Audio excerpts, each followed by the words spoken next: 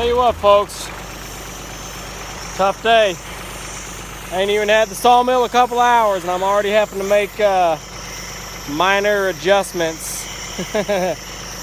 Told my wife I was doing some, that I was gonna do some fabricating to make some adjustments on the track, and her eyes got real big, you know. She's like, "Are you freaking crazy? What are you doing to that thing?" So now these adjustment feet are all locked up. You know, this guy's had it sitting out on a concrete slab for several years, or I don't know how many years, but all the years he's owned it.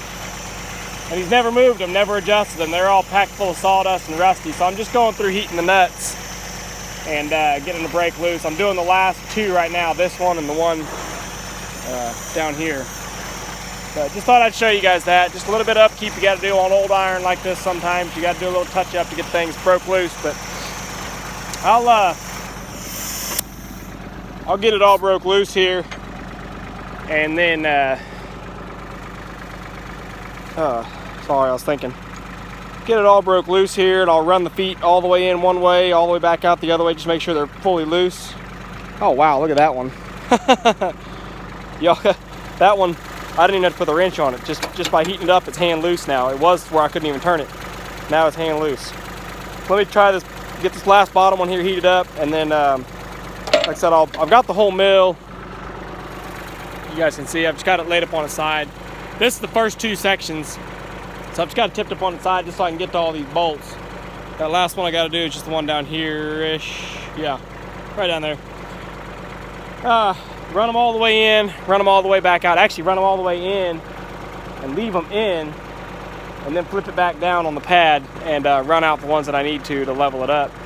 And then once I get this one done, then I'll get the saw head set on it, and then go get the other one, run it over here, heat it up, do everything I gotta do, then set it in, set it on, line it all up, level it up.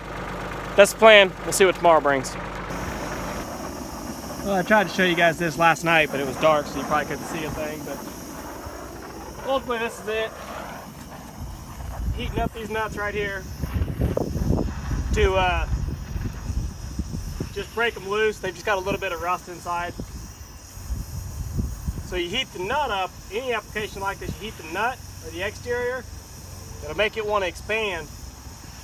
And try not to heat the bolt, just the nut on the outside. Make it expand and turn loose internally. It doesn't take much. You don't want to get it so hot that you actually distort it. And I'm not cutting.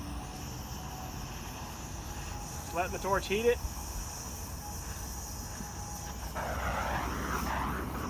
Let's see, that might be enough right there. There you go.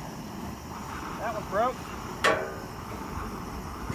So once you get it broke, then you want to run it back and forth a good bit. Look at that. It's actually hand loose. When a second ago it was too tight to even turn, now it's hand loose.